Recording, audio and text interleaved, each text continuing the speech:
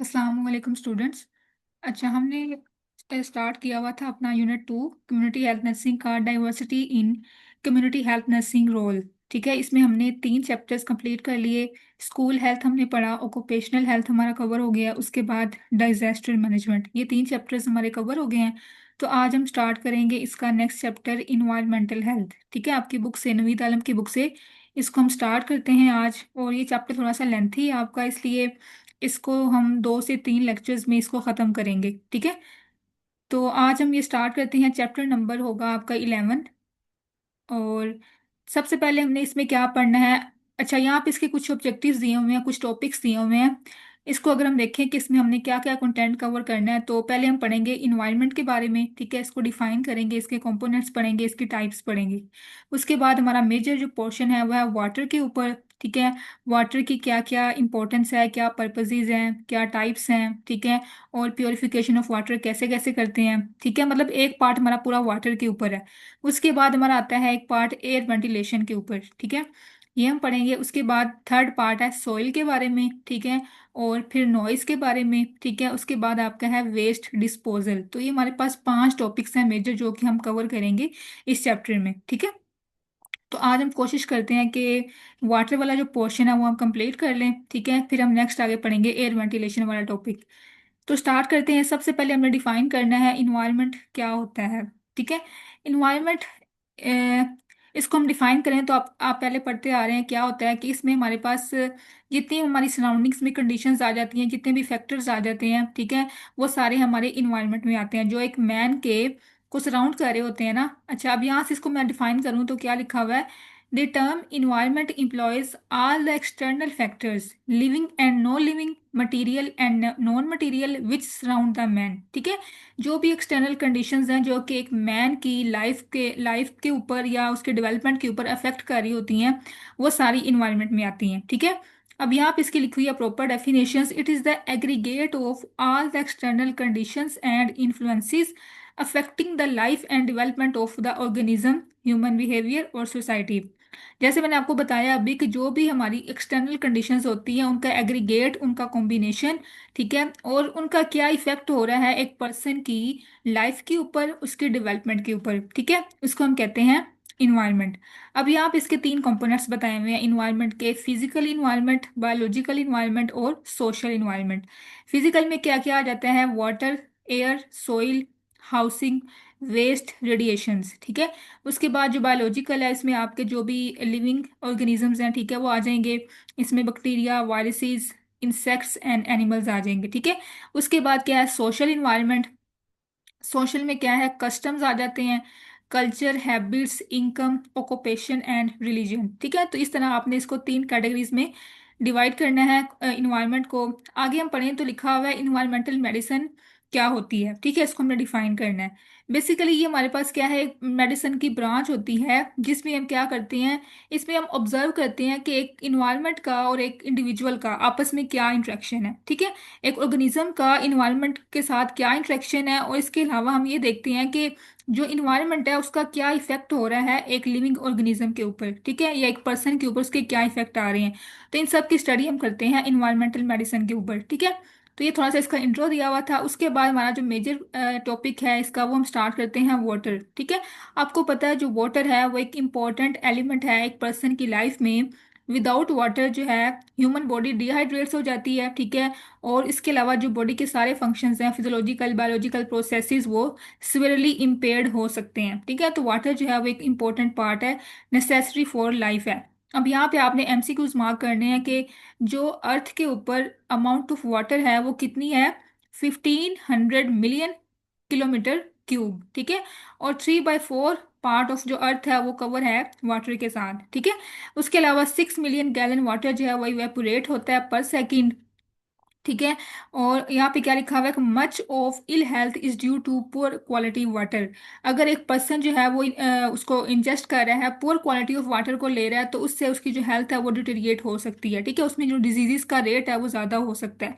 तो अगर हम क्वालिटी ऑफ वाटर को इम्प्रूव करेंगे, उसको रेस करें, तो डिजीज रेट जो है वो कम हो सकता है। ठीक है, उसके बाद लिखा हुआ है यूजेस ऑफ वाटर कौन कौन से हैं, इसको भी कैटेगराइज किया हुआ है 4 टॉपिक्स में, 4 ग्रुप्स में। पहला क्या है, डोमेस्टिक यूज, उसके बाद है इंडस्ट्रियल यूज, फिर पब्लिक पर्पस और एग्रीकल्चर यूज। ठीक है, अब आपने इसमें से क्या करना है, इसकी यहाँ परसेंटेज बताई हुई है कि डोमेस्टिक यूज जो है वो कितना हो रहा है, वाटर का कितने परसेंट हो रहा है। तो 7% जो है वो डोमेस्टिक यूज हो रहा है, जिसमें हमारे पास drinking, cooking, washing and bathing आ जाते हैं। ठीक है, और रिकमेंडेड नीड ऑफ वाटर जो है एक पर्सन की पर डे वो कितनी है, 30 गैलन। ये आपने एमसीक्यू साथ साथ मार्क करते जाने हैं। ठीक है, उसके बाद इंडस्ट्रियल यूज में कितना इसका हो रहा है, परसेंटेज हो रही है वाटर की 23%। ठीक है, Nerli 23% of water is use in industries. उसके बाद पब्लिक पर्पज, ठीक है, इसमें भी कुछ हद तक जो है वो यूज हो रहा होता है वाटर, पब्लिक क्लींजिंग के लिए, maintenance of garden, swimming pools and other civil activities. ठीक है, जो भी पब्लिक एक्टिविटीज हो रही हैं वहाँ पे भी वाटर रिक्वायर होता है। उसके बाद है एग्रीकल्चर यूज, इसमें जो मोस्टली वाटर जो है वो यूज हो रहा होता है 70% वाटर, जो कि एग्रीकल्चर यूज में इसको हम इसकी रिक्वायरमेंट होती है, for example growth of food. ठीक है, तो ये इसके हमारे पास 4 बेसिक यूजेस हैं। आगे हम देखें तो इसकी क्लासिफिकेशन बताई हुई है वाटर की, इसमें एक होता है पोर्टेबल वाटर। ठीक है, यहाँ पे इसकी 4 क्लासिफिकेशन है, इसको आपने याद करना है, पीसी से, पी से पोर्टेबल वाटर। ठीक है, उसके बाद क्लीन वाटर, पोल्यूटेड वाटर और कंटेमिनेटेड वाटर। ठीक है, अब इसको हम देखें तो इनमें क्या डिफरेंस है। जो पोर्टेबल वाटर है वो क्या लिखा हुआ है कि जो कि ड्रिंकिंग पर्पस के लिए हम यूज करते हैं। ठीक है, कि उसकी क्वालिटी इतनी अच्छी होती है कि उसको हम ड्रिंकिंग पर्पस के लिए यूज करते हैं, और इसकी कुछ क्वालिटीज होती हैं, वो कौन कौन सी हैं, प्लेजेंट टू टेस्ट होता है, free from harmful chemical substances होता है। ठीक है, उसके बाद free from pathogenic organism and usable for domestic purpose. ठीक है, तो इसकी कुछ करेक्टरिस्टिक बताई हुई हैं पोर्टेबल वाटर की। ठीक है, इसको हम यूज करते हैं फॉर ड्रिंकिंग पर्पस।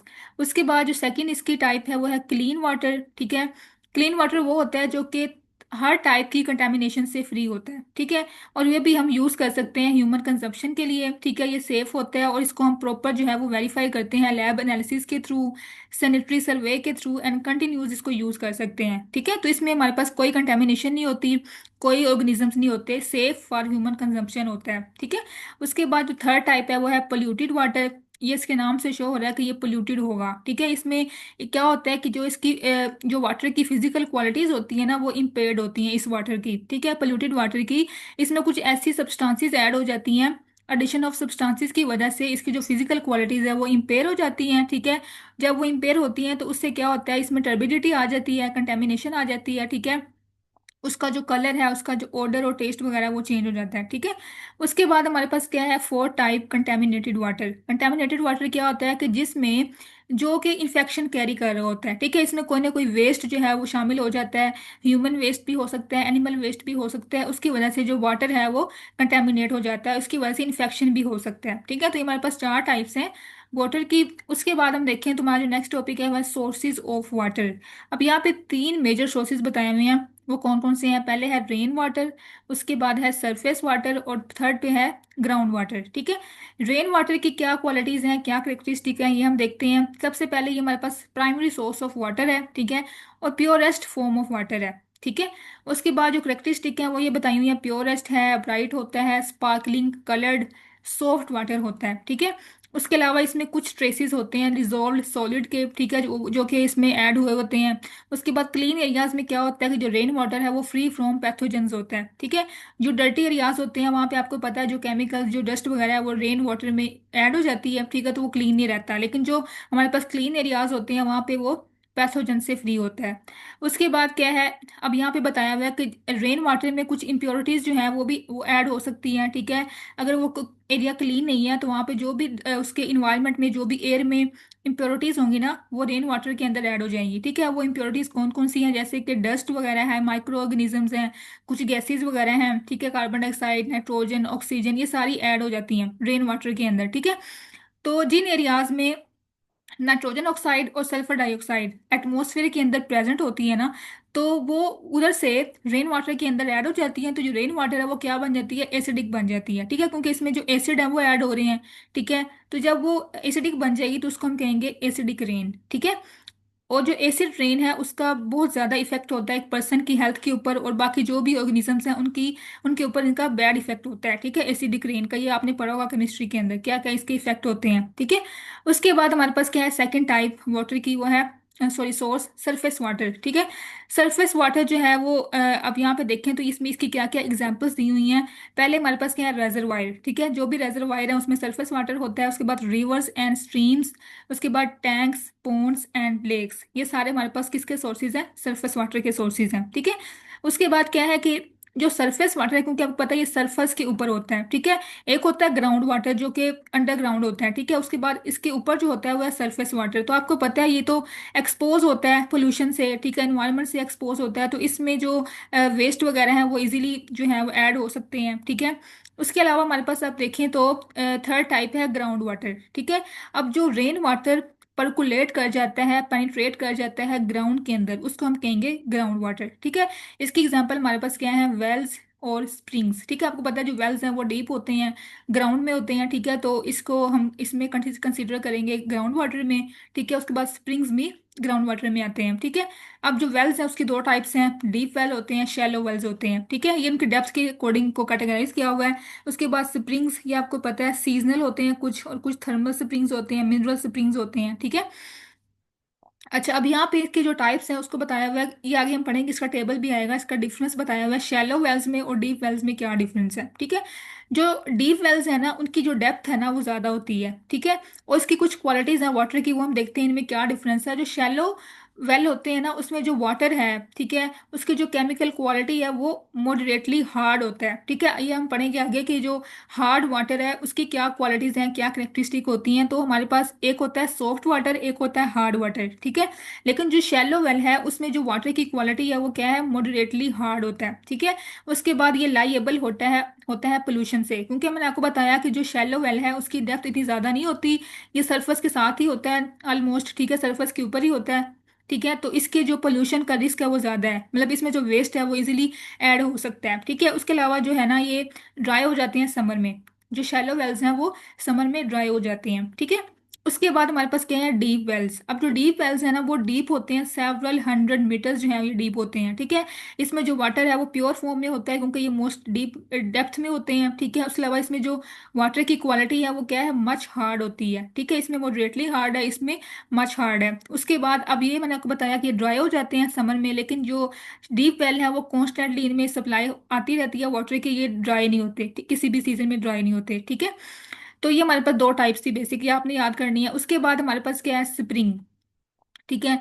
अब स्प्रिंग में क्या है कि जो ग्राउंड वाटर सरफेस में जाता है, ठीक है, when ground water comes to the surface and flow freely under natural pressure, उसको हम कहते हैं स्प्रिंग, ठीक है। कि जो नेचुरल प्रेशर में फ्लो कर रहा होता है वाटर उसको हम कहेंगे स्प्रिंग, ठीक है। कि वो स्प्रिंग की फॉर्म में जो वाटर है वो हमें मिल रहा है, ठीक है, उसका ये सोर्स है। अब इसके टाइप्स हैं वो भी दो हैं, जैसे हमने पढ़ी उसकी वेल्स की, शैलो स्प्रिंग्स हैं और डीप स्प्रिंग्स हैं। जो शैलो है वो ड्राई अप हो जाते हैं समर में, और जो डीप स्प्रिंग्स हैं do not show seasonal fluctuation, इसमें कोई फ्लक्चुएशन नहीं आती, कोई चेंजेस नहीं आती, ये कंटिन्यूसली इनका फ्लो होता रहता है, ठीक है। तो ये हमारे पास थी टाइप्स ऑफ स्प्रिंग। उसके बाद हम देखें तो हमारे पास यहाँ पे लिखे हुए हैं एडवांटेजेस ऑफ ग्राउंड वाटर। अब मैंने आपको बताया कि जो हमारे पास एक होता है सरफेस, एक होता है ग्राउंड। जो ग्राउंड है वो तो डेप्थ में होता है, ठीक है, ग्राउंड में होता है, ठीक है। तो इसमें इसकी कुछ क्वालिटीज हैं, कुछ एडवांटेजेस हैं। वो क्या है कि इसमें पैथोजेंस जो है वो नहीं होते, फ्री फ्रॉम पैथोजेंस होता है, ठीक है। क्योंकि ये डेप्थ में होता है, डीप होता है, तो इसमें पैथोजेंस की जो चांसेस हैं, रिस्क है, वो कम होता है। उसके बाद इसकी जो सप्लाई है वो कंटिन्यूस होती है, ठीक है। उसके बाद इसको हम किसी भी ट्रीटमेंट के बगैर यूज कर सकते हैं। लाइक जैसे अब सरफेस वाटर है ना, उसको हम जब निकालेंगे तो उसको पहले हम प्योरीफाई करेंगे, क्योंकि इसमें कुछ प्योरिटीज होंगी, उसको थोड़ा ट्रीटमेंट करेंगे, डिफरेंट उसके ऊपर प्रोसीजर्स अप्लाई करेंगे, तब उसको जो है हम यूज करेंगे, ठीक है। लेकिन जो ग्राउंड वाटर है वो आपको पता है फ्री फ्रॉम पैथोजेंस होता है, तो इसको जैसे ही निकालेंगे वैसे हम इसको यूज कर सकते हैं without any treatment, without any procedure, ठीक है। उसके बाद इसकी जो सप्लाई है वो कंटिन्यूस होती है। अच्छा, अब यहाँ पे हमारे पास इसके कुछ डिसएडवांटेजेस भी हैं। जैसे कि डिसएडवांटेजेस में क्या है, मिनरल कंटेंट जो है वो ज़्यादा होता है इसके अंदर, ठीक है। ग्राउंड वाटर में जो मिनरल्स का कंटेंट है, उसकी जो अमाउंट है वो ज़्यादा होती है। उसके बाद क्या है, इट रिक्वायर्स पंपिंग और some arrangement to lift the water. अब सारी बात है, जो ग्राउंड वाटर है वो डेप्थ में होता है, तो हमें उसको पंप करने के लिए कुछ पंपिंग इंस्ट्रूमेंट चाहिए होती हैं, ठीक है, ताकि उसको हम लिफ्ट कर सकें, वहां से जो वाटर है वो रिसीव कर सकें, ठीक है। तो इसके ये कुछ डिसएडवांटेज हैं, ठीक है। ये हमारे पास था इसका बेसिक पार्ट वाटर का, ठीक है। आगे हम देखें तो लिखा हुआ है सैनिटरी वेल, ठीक है। सैनिटरी वेल जैसे हमने पढ़ा कि दो टाइप्स होती हैं वेल की, शैलो वेल और डीप वेल। अब यहाँ पे एक स्टैंडर्ड टाइप बताई हुई है कि सैनिटरी वेल कौन सा होता है। ऐसा वेल जो कि प्रॉपरली कंस्ट्रक्टेड हो, प्रॉपरली लोकेटेड हो और फ्री फ्रॉम कंटेमिनेशन हो, ठीक है, और वहां से कॉन्स्टेंट सप्लाई हमें मिलती रहे वाटर की, उसको हम कहते हैं सैनिटरी वेल, ठीक है। ये एक हमारे पास स्टैंडर्ड टाइप होती है वेल की। अब हमने कंस्ट्रक्ट करना है सैनिटरी वेल को, तो हमने कौन कौन से पॉइंट्स को फॉलो करना है। एक, उसकी लोकेशन को हमने देखना है कि जहाँ जहाँ पे हम जो वेल है वो कंस्ट्रक्ट करने जा रहे हैं वो लोकेशन ठीक है कि नहीं है, वहाँ पे कोई कंटेमिनेशन तो नहीं है, ठीक है, वहाँ पे कोई पोल्यूशन तो नहीं है। तो हमने क्या करना है कि वेल जो है वो ऐसी जगह पे कंस्ट्रक्ट करना है जो कि 100 feet away from the source of pollution हो, ठीक है। उसके अलावा इसका जो वेल की प्लेस है वो हाई प्लेस पे हमने इसको रखना है, ठीक है। उसके अलावा the soil at the side should be fame and not scanty, ठीक है।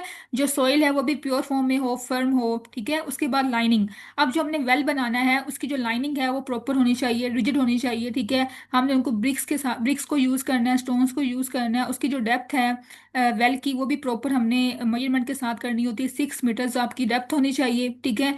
उसके बाद पैरापेट, ठीक है। अब ये भी एक वॉल होती है उसके अंदर, वेल के अंदर वाली वॉल होती है, ठीक है। पैरापेट वॉल जो है वो हमने इसके इर्द गिर्द बनानी होती है वेल के, ठीक है। अब इसका भी स्पेसिफिक मेजरमेंट होती है, 2 to 3 फीट जो है वो अबव द ग्राउंड होनी चाहिए।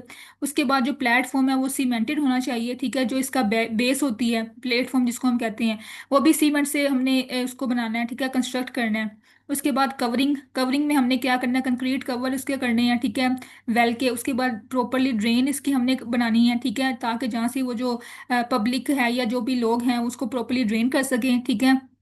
उसके बाद हैंड पंप हमने यूज़ करने हैं। हैंड पंप हमने वहाँ पे लगाने हैं ताकि उसको जब पंप करना हो वाटर को तो इजीली हम उसको यूज़ करके वाटर को लिफ्ट कर सकें, ठीक है। तो ये हमारे पास कुछ कंस्ट्रक्शंस के हमने पॉइंट्स को फॉलो करते हुए सैनिटरी वेल को कंस्ट्रक्ट करना है, ठीक है। उसके अलावा ये लिखा हुआ है कि area around they should be no tree near well to avoid pollution. वहाँ पे हमने देखना है कि वहाँ पे कोई ट्री वगैरह तो नहीं है, कोई प्लांट्स वगैरह तो नहीं है, ताकि वहाँ पे कोई पोल्यूशन है उसको हम अवॉइड कर सकें, ठीक है। तो ये हमारे पास कुछ स्टैंडर्ड पॉइंट्स जो आपने फॉलो करने हैं। उसके बाद अब यहाँ पे ये टॉपिक है कोन ऑफ फिल्ट्रेशन, ये भी आपको समझ नहीं आएगी, इसको हम स्किप करते हैं, अभी इसको मैं आपको बाद में बताऊंगी, ठीक है। इससे पहले हम ये करते हैं वाटर पोल्यूशन, ठीक है। अब यहाँ पे पोल्यूशन की बात होगी तो हम इसमें देखेंगे क्या टाइप्स होती हैं पोल्यूशन की, क्या सोर्सेज होते हैं, इसको हम वाटर को कैसे प्योरीफाई कर सकते हैं। तो सबसे पहले हम देखते हैं इसके कौन कौन से वेज हैं जिसके थ्रू जो वाटर है वो पोल्यूटेड हो सकता है। तो सबसे पहले हमारे पास है नेचुरल वेज, उसके बाद है आर्टिफिशियल वेज। जो नेचुरल वेज हैं उसमें क्या क्या है, डिजोल्व्ड गैसेस हैं, ठीक है, कि जो गैसेस हमारे इन्वायरमेंट में हैं, एटमॉस्फेयर में हैं, वो वाटर को जो है वो उसको कर सकती हैं, पोल्यूट कर सकती हैं, कंटामिनेट कर सकती हैं, ठीक है। इसमें क्या, कार्बन मोनोऑक्साइड है, हाइड्रोजन, अमोनिया, नाइट्रोजन, ठीक है। उसके बाद कुछ मिनरल्स वगैरह ऐड हो सकते हैं, उससे भी वाटर जो है वो पोल्यूटेड हो सकता है, ठीक है। वो कौन से हैं, salts of calcium, magnesium, sodium, ठीक है। उसके बाद हमारे पास क्या है, सस्पेंडेड इम्प्योरिटीज। अब इसमें क्या क्या आती हैं, क्ले, मड, सैंड वगैरह, ये सारे इसमें ऐड हो सकते हैं। उसके बाद माइक्रोस्कोपिक प्लांट्स एंड एनिमल्स। तो ये हमारे पास कुछ नेचुरल वेज हैं जिसके थ्रू जो वाटर है वो पोल्यूटेड हो सकता है। उसके बाद हमारे पास क्या है, आर्टिफिशियल वेज। आर्टिफिशियल वेज में क्या है कि जो पर्सन की वजह से, ह्यूमन की वजह से जो है वो वाटर पोल्यूट हो रहा है या कंटेमिनेट हो रहा है, ठीक है। अब इसके कौन कौन से सोर्सेज हो सकते हैं, जैसे कि सीवेज वगैरह है, ठीक है, वहाँ से जो उसमें जो भी बैक्टीरियाज वगैरह होते हैं, जो भी उसमें ऑर्गेनिक मैटर होता है या पैथोजेंस होते हैं, वो सारे ऐड हो जाते हैं पानी के अंदर, ठीक है। तो उससे पानी जो है वो कंटेमिनेट हो जाता है, वो पोल्यूटेड हो जाता है, ठीक है। उसके बाद हमारे पास क्या, एग्रीकल्चर पोल्यूटेंट्स हैं, ठीक है। आपको पता है जो एग्रीकल्चर में वाटर यूज हो रहा होता है उसका जो रेजिड्यू होता है उसमें क्या क्या होते हैं, फर्टिलाइजर्स वगैरह होते हैं, पेस्टिसाइड्स होते हैं। तो जब हमारे वो डेली वाटर में ऐड हो जाए वो वाटर, ठीक है, एग्रीकल्चर वाला जो पोल्यूटेंट्स वगैरह हैं वो ऐड हो जाए तो उससे भी वाटर जो है वो कंटेमिनेट हो सकता है, ठीक है। उसके बाद हमारे पास क्या है, फिजिकल पोल्यूटेंट्स। फिजिकल पोल्यूटेंट्स में हमारे जो भी रेडियो एक्टिव सब्सटेंसेज है ना वो आ सकते हैं, ठीक है। अगर ये वाटर में ऐड हो जाएंगे तो पानी कंटेमिनेट हो जाएगा। उसके बाद हमारे पास क्या है, इंडस्ट्रियल एंड ट्रेड वेस्ट, ठीक है। इसमें जो भी इंडस्ट्रीज में हम साल्ट वगैरह यूज़ कर रहे होते हैं, मेटल्स वगैरह यूज़ कर रहे होते हैं, वो भी टॉक्सिक होती हैं, तो उससे भी वाटर जो है वो कंटेमिनेट हो सकता है, ठीक है। तो ये हमारे पास आर्टिफिशियल वेज हैं। उसके बाद अब यहाँ पे देखते हैं इंडिकेटर्स ऑफ वाटर पोल्यूशन, कि अगर हमने चेक करना हो वाटर जो है वो कितना पोल्यूटेड है तो हम इसमें कुछ इंडिकेटर्स जो हैं वो देखते हैं। सबसे पहले क्या, amount of total suspended solid. जैसे हमने पढ़ा जो सस्पेंडेड सॉलिड है, सस्पेंडेड इम्प्योरिटीज हैं वो कितनी है। अगर वो ज़्यादा है तो पानी उतना ही ज़्यादा जो है ना कंटेमिनेट होगा और पोल्यूटेड होगा, ठीक है। उसके बाद BOD, बायोलॉजिकल ऑक्सीजन डिमांड, ठीक है, ये भी हम पढ़ेंगे ये क्या होती है, इसको हम कैसे मेजर करते हैं और कितनी इसकी नॉर्मल रेंज होती है। उसके बाद हमारे पास क्या कंसंट्रेशन ऑफ क्लोरीन, ठीक है, फॉस्फेट और नाइट्रोजन, इसकी हम देखते हैं कितनी कंसंट्रेशन है वाटर के अंदर, ठीक है, फिर हम चेक करते हैं कितनी पोल्यूशन है उसके अंदर, पानी के अंदर। उसके बाद एब्सेंस ऑफ डिजोल्व ऑक्सीजन, ठीक है, इन चारों को हम मेजर करते हैं, फिर हमें ये बताता है कि वाटर जो है वो कितना पोल्यूटेड है, ठीक है। उसके बाद हम देखें तो अब यहाँ पे लिखा हुआ है हैजर्ड कौन कौन से आ सकते हैं वाटर पोल्यूशन की वजह से, कौन कौन से इफेक्ट आ सकते हैं वाटर पोल्यूशन की वजह से। तो इसमें भी इसको कैटेगराइज किया हुआ है। सबसे पहले है बायोलॉजिकल हैजर्ड, उसके बाद है अदर हैजर्ड, ठीक है। जो बायोलॉजिकल हैजर्ड है वो ऐसे हैजर्ड हैं जो कि किसी भी स्पेसिफिक एजेंट की वजह से जो है ना वो कॉज होते हैं, और इसके डिफरेंट इफेक्ट्स आते हैं हेल्थ के ऊपर, ठीक है। अब इसमें कौन कौन से एजेंट्स हैं, जैसे कि बैक्टीरियल एजेंट्स हैं, वायरल हैं, प्रोटोजोल, हेलमेंथिस वगैरह, लेप्टोस्पाइरल और साइक्लोप्स, ठीक है। अब इन सब के अपने अपने जो है वो इसके इफेक्ट होते हैं बॉडी के ऊपर, ये डिफरेंट डिजीज कॉज करते हैं, ठीक है। जैसे अगर बैक्टीरियल जो भी एजेंट है अगर वो पानी में ऐड हो जाता है, ठीक है, तो उससे डिफरेंट डिजीज हो सकती हैं, लाइक कोलरा है, टाइफाइड, पैराटाइफाइड, डाइसेंट्री वगैरह, ठीक है। इसी तरह अगर हमारे पास जो वायरल एजेंट है अगर वो पानी में ऐड हो जाते हैं तो इससे भी डिफरेंट डिजीज हो जाती हैं, जब उस पानी को हम इनटेक करेंगे, ठीक है, तो उससे हेपेटाइटिस ए और ई हो सकता है, पोलियोमाइलिटिस हो सकता है, ठीक है। उसके बाद प्रोटोजोल, अगर प्रोटोजोल एजेंट्स जो है वो पानी में ऐड हो जाते हैं तो उससे भी डिफरेंट डिजीज कोज होती हैं, अमीबियासिस वगैरह और जियाडियासिस वगैरह, ठीक है। इस तरह हमारे पास ये डिफरेंट आगे हेलमेंथिस में वर्म्स आ जाते हैं, राउंड वर्म है, विप वर्म है, ठीक है। उसके बाद लेप्टोस्पाइरल में क्या है, वेल्स डिजीज आ जाती है, ठीक है, और साइक्लोप्स। ये हमारे पास सारे बायोलॉजिकल एजेंट्स हैं, जब ये पानी में ऐड होते हैं तो पानी जो है वो सॉरी कंटेमिनेट हो जाता है, और इसके डिफरेंट बॉडी के ऊपर इफेक्ट्स आते हैं, डिफरेंट डिजीजेस कोज हो सकती हैं, ठीक है। उसके बाद हमारे पास क्या है, अदर्स है, अदर हैजर्ड, ठीक है। अब इसमें कौन से हैं, लेड पॉइजनिंग हो सकती है, अगर जो लेड है जो इंडस्ट्रीज में हम यूज़ कर रहे होते हैं, फैक्ट्रीज में यूज़ कर रहे होते हैं, अगर ये वाटर के अंदर आ जाएगा और वो वाटर वो इनटेक करेंगे तो लेड पॉइजनिंग हो सकती है, ठीक है। उसके बाद आयोडीन डेफिशिएंसी हो सकती है, फ्लोराइड डेफिशिएंसी, ठीक है। उसके बाद क्या है, अब यहाँ पे ये बताया हुआ है कि जो हार्डनेस ऑफ वाटर है ना उसके कुछ बेनिफिशियल इफेक्ट भी होते हैं। ये हम पढ़ेंगे, इसकी जो टाइप आएगी ना, हार्ड वाटर और सॉफ्ट वाटर। जो हार्ड वाटर है ना उसका कुछ इफेक्ट होते हैं बॉडी के ऊपर, पॉजिटिव इफेक्ट होते हैं, ठीक है। अब वो इफेक्ट क्या होता है कि इससे जो सीवियस डिजीजेज है ना, जो कार्डियोवास्कुलर डिजीजेज है, उसका रिस्क जो है वो कम हो जाता है जब हम हार्ड वाटर यूज करते हैं, ठीक है। ये भी आपको समझ में आनी, जब हम पढ़ेंगे ना आगे हार्ड वाटर में और सॉफ्ट वाटर में क्या डिफरेंस है, तब आपको समझ आएगी कि इसका क्या इफेक्ट होता है हमारी बॉडी के ऊपर और क्या इसके डिसएडवांटेज भी हो सकते हैं, ठीक है। उसके बाद अब यहाँ पर लिखा हुआ है कि अगर वाटर के अंदर नाइट्रेट का कंटेंट ज्यादा है ना, नाइट्रेट अमाउंट ज्यादा है, तो उससे क्या हो सकता है, मेथ हेमिग्लोबिनीमिया हो सकता है, ठीक है। अब ये इन्फेंट के अंदर होता है, ये एक ब्लू बेबी सिंड्रोम होता है जिसमें पूरी बॉडी जो है वो ब्लू फॉर्म में कन्वर्ट हो जाती है, ठीक है, ब्लू कलर हो जाता है बेबी का। उसके बाद क्या है, जीआईटी डिस्टर्बेंसेस आ सकती हैं due to sodium, magnesium and calcium ions, ठीक है। उसके बाद क्या है, डिजीज केयरिंग इंसेक्ट, मतलब कि कुछ ऐसे इंसेक्ट हैं जो कि अगर पानी में आ जाएं, पानी में ऐड हो जाएं, तो उससे भी डिफरेंट डिजीज हो सकती हैं, जैसे कि मलेरिया है, ठीक है, फिलेरियोसिस वगैरह है। तो ये हमारे पास कुछ हैजर्ड हैं जो कि पर्सन की बॉडी के ऊपर आते हैं वाटर पोल्यूशन की वजह से, ठीक है। बस ये आपने यहाँ तक करना है। उसके बाद आगे हम देखें तो हमारे पास क्या है, criteria for quality of water.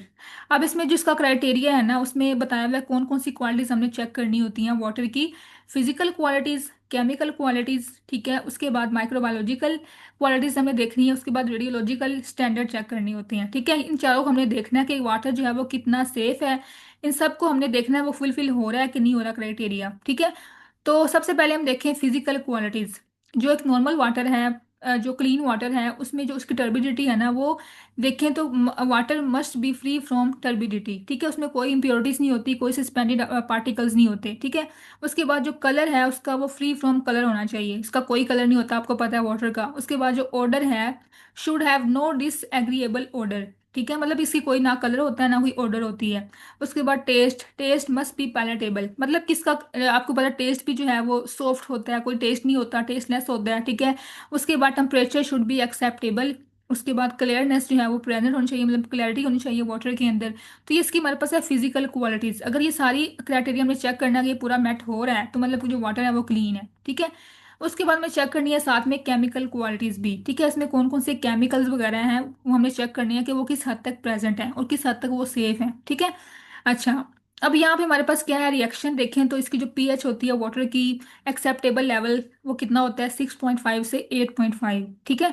उसके बाद आगे हमारे पास क्या है, क्लोराइड्स। अब जो क्लोराइड्स का लेवल जो है स्टैंडर्ड, वो 200 mg/लीटर जो है वो हो सकता है। ठीक है। और मैक्सिमम जिसका लेवल है वो कहाँ तक जा सकता है, 600 mg/लीटर तक जा सकता है। ठीक है। ये एक्सेप्टेबल है। उसके बाद हार्डनेस जो है वो इसकी कितनी होनी चाहिए वाटर की, less than 300 mg/लीटर। ठीक है। उसके बाद नाइट्रेट्स कितने होने चाहिए, रिकमेंडेड 50 mg/लीटर। ठीक है।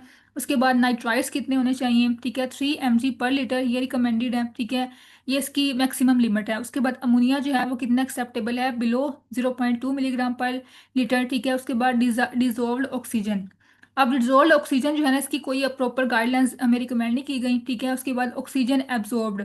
अब यहाँ पे क्या है कि कितनी ऑक्सीजन जो है वो उसको एब्जॉर्ब करनी चाहिए। तो इसकी क्या रिकमेंडेड है, oxygen absorb should not be more than 1 mg/लीटर। ठीक है। कि जो वाटर है उसको 1 mg/लीटर से ज़्यादा वाटर को, सॉरी, ऑक्सीजन को ऑब्जॉर्ब नहीं करना चाहिए। ठीक है। तो ये हमारे पास क्या है, कुछ केमिकल क्वालिटी जो कि हमें चेक करनी है कि ये पूरा क्राइटेरिया फुलफिल हो रहा है कि नहीं हो रहा उस वाटर के अंदर। ठीक है। उसके बाद हमारे पास क्या, माइक्रोबायोलॉजिकल एस्पेक्ट, सारी बात है, हमने सारे चेक करने हैं बायोलॉजिकल, उसके अंदर कोई एजेंट्स वगैरह तो नहीं है, कोई बैक्टीरिया, कोई वायरसेस, कोई प्रोटोजोल, हेलमेंथिस वगैरह। आपको पता है कि इसमें डिफरेंट हैजर्ड होते हैं, डिफरेंट डिजीज कोज होती हैं, तो हमने इन सबको भी चेक करना है। ठीक है। अच्छा, सबसे पहले हम देखें तो बैक्टीरियोलॉजिकल इंडिकेटर्स हैं। अब ये कौन कौन से हैं, इसमें कुछ इसके नाम बताए हुए हैं एजेंट्स के। इसमें ई. कोलाई है और कोलीफॉर्म ग्रुप है। ठीक है। ये इसके नाम हैं जो कि डिजीज कोज करते हैं। उसके बाद क्या है, फीकल स्ट्रेप्टोकोकाई। ठीक है। ये भी इसका नाम है बैक्टीरिया का जो कि कोज करते हैं डिफरेंट डिजीजेस। उसके बाद है क्लोस्ट्रीडियम परफ्रिंजेंस। ठीक है। तो उसने ये कहा हुआ है कि जो अगर हमारे पास इन तीनों में से कोई भी बैक्टीरिया होगा ना, तो ये सारे किसको इंडिकेट कर रहे होते हैं, फीकल कंटेमिनेशन ऑफ वाटर को। ठीक है। मतलब जो वाटर है वो कंटेमिनेट है। उसके बाद हमारे पास क्या है, बायोलॉजिकल एस्पेक्ट, मतलब कि जो हमारा ड्रिंकिंग वाटर है ना वो फ्री फ्रॉम एनी वायरसेस होना चाहिए। ठीक है। उसमें कोई वायरसेस प्रेजेंट नहीं होने चाहिए। उसके बाद प्रोटोजोआ, ये भी वही बात है कि हमने जो भी वाटर ड्रिंक करना है उसमें कोई प्रोटोजोअल एजेंट्स है वो भी नहीं होने चाहिए। ठीक है। उसके बाद हेलमेंथिस, इसमें भी जो इसकी जो है ना, हेलमेंथिस की दो फॉर्म होती है, एक तो मच्योर लार्वा होता है और दूसरा फर्टिलाइज्ड एग होता है। ठीक है। तो दोनों फॉर्म्स जो है ना वो एब्सेंट होनी चाहिए पानी के अंदर। ठीक है। जो कि हमने ड्रिंक करना है तभी वो सेफ होगा। तो ये हमारे पास इसके कुछ माइक्रोबायोलॉजिकल इंडिकेटर्स थे। ठीक है, एस्पेक्ट थे। उसके बाद हमें देखना है रेडियोलॉजिकल स्टैंडर्ड। ठीक है। कि किस हद तक जो रेडियो एक्टिव सब्सटेंसेज हैं वो एक्सेप्टेबल हैं और कितना जो है वो सेफ होगा वाटर। ठीक है। तो इसकी आप देखें तो जो प्रपोज्ड गाइडलाइंस वैल्यूज़ है ना वो हमने देखनी है, कितनी वैल्यूज़ जो है वो हमने याद करनी है कि वाटर के अंदर इसका रेडियो एक्टिव मटीरियल की जो एक्टिविटी है वो हो सकती है। ठीक है। तो अल्फा एक्टिविटी, आपको पता है जो रेडिएशंस है उसकी टाइप्स होती हैं, अल्फा रेडिएशंस है, बीटा रेडिएशंस है। ठीक है। तो उनकी सबकी अपनी अपनी एक्टिविटी होती है। जो अल्फा की एक्टिविटी है वो 0.1 है। ठीक है। और जो बीटा की एक्टिविटी है वो 1.0 है। ठीक है। ये आपने एमसीक्यूज याद करने हैं कि इसमें कितनी उसकी वैल्यूज हैं वो एक्सेप्टेबल है। ठीक है। उसके बाद क्या है कि WHO के अकॉर्डिंग सेफ वाटर सप्लाई के क्या क्या स्टैंडर्ड हैं, ये इसमें अगर हम पढ़ें तो not more than 5% of samples through out the year have coliform in 100 ml of water. अच्छा, अब ये जो कोलीफॉर्म है ये हमारे पास क्या है, इसका नाम है बैक्टीरिया का। ठीक है। कि हमने अगर कोई सैंपल लिया है वाटर का 100 ml ऑफ वाटर, ठीक है, तो इसमें हमारे पास कोलीफॉर्म का जो बैक्टीरिया है ना वो 55%, सॉरी 5% से ज़्यादा नहीं होना चाहिए। ठीक है। उसके बाद क्या, no sample of water should contain E. Coli. ठीक है। मतलब जो ई. कोलाई बैक्टीरिया है वो भी वाटर के अंदर नहीं होना चाहिए। उसके बाद जो हमारे पास, अच्छा, ये हमारे पास एक सैंपल की बात थी। उसके बाद ये मल्टीपल सैंपल की बात है। उसके बाद हमारे पास ये अब ये इसकी वही बात की हुई है कि हमारा जो भी ऑर्गेनिजम्स है ना, चाहे वो कोलीफॉर्म है चाहे वो ई. कोलाई हैं, वो सारे हमारे उसके अंदर डिटेक्टेबल ना हो। ठीक है। उसके अंदर प्रेजेंट ना हो। ठीक है। तभी हमारा जो वाटर है वो सेफ होगा। ठीक है। तो ये हमारे पास थी इसकी कुछ इंडिकेटर्स जो कि हमने कर लिए, क्राइटेरिया हमने कर लिया। आगे हम देखें तो हमारे पास क्या है, हार्डनेस ऑफ वाटर। ये वही बात है कि अब हार्डनेस और सॉफ्टनेस में क्या डिफरेंस है, वाटर कब हार्ड होता है कब सॉफ्ट होता है। ठीक है। तो इसको हम डिफाइन करें तो ये यहाँ पे क्या लिखा हुआ है, soap destroying power of water is called hardness. ठीक है। कि कितनी उसकी सोप डिस्ट्रॉइंग पावर है। अब इसकी जो सोप डिस्ट्रॉइंग पावर है वो डिफरेंट इसकी कोजेस की वजह से आती है। डिफरेंट इसमें एलिमेंट्स होते हैं जो कि इसकी जो वाटर को हार्ड करते हैं। वो कौन कौन सी कोजेज हैं, जैसे कि हमारे पास कैल्शियम कार्बोनेट है। ठीक है। उसके बाद क्या है, calcium sulphate, magnesium bicarbonate, magnesium sulphate, calcium chloride, calcium nitrate. ये सारे जो सब्सटेंसेस हैं वो सारे मिलके वाटर को हार्ड कर रहे होते हैं। ठीक है। अच्छा, आगे हम देखते हैं तो हमारे पास क्या है, आप टाइप्स बताई हुई हैं कि जो हार्डनेस है वो दो टाइप्स की होती है, टेम्परेरी हार्डनेस और परमानेंट हार्डनेस। ठीक है। अब इनमें डिफरेंस जस्ट ये है कि इसमें जो हमारे पास एलिमेंट्स हैं ना, ये जो सब्सटेंसेस हैं वो चेंज हैं, इसमें और हैं। ठीक है। ये जो टेम्परेरी हार्डनेस है वो किस वजह से होती है, कैल्शियम और मैग्नीशियम बाइकार्बोनेट की वजह से। लेकिन जो हमारे पास परमानेंट हार्डनेस है ना, वो होती है कैल्शियम और मैग्नीशियम सल्फेट की वजह से। ठीक है। इसमें बाइकार्ब की बात हुई है, इसमें हुई है सल्फेट की, क्लोराइड्स की और नाइट्रेट्स की। ठीक है। उसके बाद इसका जो यूनिट है वो है मिली इक्विवेलेंट पर लीटर। ठीक है। उसके बाद अब यहाँ पे इसको क्लासिफाई किया हुआ है हार्डनेस को, soft water, moderately hard, hard water और वेरी हार्ड। ठीक है। अब इसका लेवल ऑफ हार्डनेस में देखते हैं, जो सॉफ्ट वाटर है उसका level of hardness less than 1 होता है, ये आपने एमसीक्यूज मार्क करने हैं। उसके बाद जो मॉडरेटली हार्ड वाटर है उसकी जो लेवल ऑफ हार्डनेस है वो 1 to 3 होती है। उसके बाद जो हार्ड वाटर है उसके 3 to 6 होती है, और जो वेरी हार्ड है उसकी more than 6 होती है हार्डनेस। ठीक है। उसके बाद हम देखें तो हमारे पास क्या है एडवांटेजेस। ये मैंने आपको पहले बताया कि जो वाटर हार्ड होगा ना, उसमें जब वो पर्सन कंज्यूम करते हैं तो उसमें सीवीएस जो डिजीज है ना, कार्डियोवास्कुलर डिजीजेस, उसका जो रिस्क है वो कम हो जाता है। ठीक है। Low incidence of CVS diseases due to hardness of water, ये आपने एमसी को नोट करना है। उसके बाद क्या है, इट प्रिवेंट्स लेड पॉइजनिंग। ठीक है। इसमें लेड पॉइजनिंग जो है उससे प्रिवेंट हो सकता है पर्सन। उसके बाद जो मॉडरेटली हार्ड वाटर है वो फिट फॉर ह्यूमन यूज है, इसको हम यूज कर सकते हैं। ठीक है। उसके बाद हम इसके बाद हमारे पास जो कुछ है डिसएडवांटेजेस भी हैं। ठीक है। अब ये हमारे पास क्या है, अनफिट होता है फॉर वॉशिंग क्लोथ्स। ठीक है। इसमें हमें चाहिए होता है मोर सोप और मोर डिटर्जेंट्स। ठीक है। उसके बाद ये कुकिंग के लिए भी अनफिट है, पाइप्स के लिए भी ये इसकी जो, अगर हम यूज़ करेंगे हार्ड वाटर तो जो पाइप्स की लाइफ है वो कम हो जाती है, शॉर्ट हो जाती है। ठीक है। अगर इस हम हार्ड वाटर से अपने जो भी फैब्रिक्स हैं, क्लोथ हैं, वॉश करेंगे तो उनकी जो लाइफ है वो भी कम हो जाती है फैब्रिक्स की। ठीक है, क्लोथ्स की। उसके बाद जो बॉयलर्स वगैरह हैं उनकी स्केलिंग हो सकती है, क्योंकि इसमें जो भी सब्सटेंसेस है ना, कार्बोनेट्स, सल्फेट वगैरह, उससे क्या होता है जो बॉयलर्स वगैरह हैं उनकी जो मटेरियल है या स्केलिंग है वो खराब हो सकती है। ठीक है। उसके बाद इसमें जो गैस्ट्रोइंटेस्टाइनल डिसऑर्डर्स हैं वो भी हो सकते हैं हार्डनेस की वजह से। ठीक है। इसकी कुछ हमारे पास हैं डिसएडवांटेजेस। अच्छा, आगे हम देखें तो इसको हम रिमूव कैसे कर सकते हैं हार्डनेस ऑफ वाटर को। इसके भी कुछ वेज हैं। एक हमारे पास है टेम्परेरी हार्डनेस। ठीक है। इसको हम कैसे रिमूव करते हैं, ये आपने जस्ट यहाँ पे इसको पहले इंलिस्ट करना है, आगे हम पढ़ेंगे इसके क्या क्या मेथड्स हैं डिटेल में। ठीक है। जो टेम्परेरी हार्डनेस है उसको हम सिंपल बॉइलिंग के थ्रू भी रिमूव कर सकते हैं। ठीक है, बॉईल करके। उसके बाद एडिशन ऑफ लाइम। ठीक है, ये हमारे पास एक सब्सटेंस है जो कि हम वाटर के अंदर ऐड करते हैं, उसकी जो हार्डनेस है वो खत्म हो जाती है, रिमूव हो जाती है। ठीक है। उसके बाद सोडियम कार्बोनेट से भी हम रिमूव कर सकते हैं, और परमिटेड प्रोसेस है। अब ये पूरा प्रोसेस है ये हम पढ़ेंगे, इसका दूसरा नाम है बेस एक्सचेंज मेथड। ठीक है। इसमें भी कुछ सब्सटेंसेस हम ऐड करते हैं, उससे हमारी जो वाटर की हार्डनेस है वो कम हो जाती है, खत्म हो जाती है। ठीक है। तो ये हमारे पास मेथड्स हैं टेम्परेरी हार्डनेस को रिमूव करने के। इसी तरह हमारे पास जो परमानेंट हार्डनेस है उसको हम कैसे रिमूव करते हैं, by the addition of sodium carbonate. ठीक है। और बेस एक्सचेंज मेथड, ये वही मेथड जो हमने पढ़ा था, परमिटेड मेथड। ठीक है, परमिटेड प्रोसेस। तो इनके थ्रू जो है वो हम परमानेंट हार्डनेस को रिमूव कर सकते हैं। ठीक है। अब अच्छा, अब ये जो चारों मेथड्स हैं ना इन सबको आगे एक्सप्लेन किया हुआ है, boiling, addition of lime, sodium carbonate और बेस एक्सचेंज मेथड। ठीक है। अच्छा, अब इसको हम सबको देखते हैं बारी बारी। पहले है बॉइलिंग। बॉइलिंग में आपको पता है कि जो, जब हम वाटर को बॉईल करते हैं तो उसकी जो टेम्परेरी हार्डनेस है वो खत्म होती है। ठीक है। अब वो कैसे खत्म होती है, इसमें जो हमारे पास कार्बन डाइऑक्साइड है वो रिलीज हो जाती है। ठीक है। और कैल्शियम कार्बोनेट जो है वो प्रेसिपिटेट हो जाता है। ठीक है। तो इस तरह हमारे पास जो वाटर की हार्डनेस है वो कम हो जाती है, क्योंकि आपको पता है जो हार्डनेस है वो किस वजह से होती है, कार्बोनेट्स की वजह से होती है ना, जो हमने पढ़ा बाइकार्बोनेट्स। तो जब इसको हम करेंगे तो इससे जो बाइकार्बोनेट है वो रिलीज हो जाएंगे, तो इससे जो इसकी हार्डनेस है वो कम हो जाएगी। ठीक है। उसके बाद क्या है, एडिशन ऑफ लाइम। अब जो लाइम है इससे भी क्या होता है, टेम्परेरी हार्डनेस खत्म होती है। ठीक है। अब जब लाइम ऐड करते हैं वाटर के अंदर तो उससे जो कैल्शियम कार्बोनेट है वो प्रेसिपिटेट हो जाता है। ठीक है, वो रिमूव हो जाता है, तो उससे जो वाटर है उसकी जो हार्डनेस है वो कम हो जाती है, खत्म हो जाती है। ठीक है। उसके बाद हमारे पास क्या, एडिशन ऑफ सोडियम कार्बोनेट। अब ये हम दोनों में यूज करते हैं, उसके टेम्परेरी हार्डनेस को रिमूव करने के लिए भी और परमानेंट हार्डनेस को भी रिमूव करने के लिए भी। ठीक है। ये आपने रिएक्शंस बस ऐसे रीड करने हैं, इसमें इतना ये इंपॉर्टेंट नहीं है। उसके बाद हमारे पास है बेस एक्सचेंज मेथड। ठीक है। अब बेसिकली इसमें क्या होता है, बेसिस एक्सचेंज हो रही होती हैं। ठीक है। अब ये बेसिस हम देखते हैं कौन कौन सी हैं। अच्छा, सबसे पहले आपने याद करना है कि ये जो है ना मेथड हम यूज करते हैं लार्ज स्केल के ऊपर, जो हमारे पास हाई क्वांटिटी ऑफ वाटर है ना, उसमें हमने हार्डनेस को रिमूव करना है, तो हम ये मेथड यूज करेंगे, बेस एक्सचेंज मेथड। ठीक है। अच्छा, उसके बाद हमारे पास क्या, अब एक सब्सटेंस है सोडियम परमिटेट। ठीक है।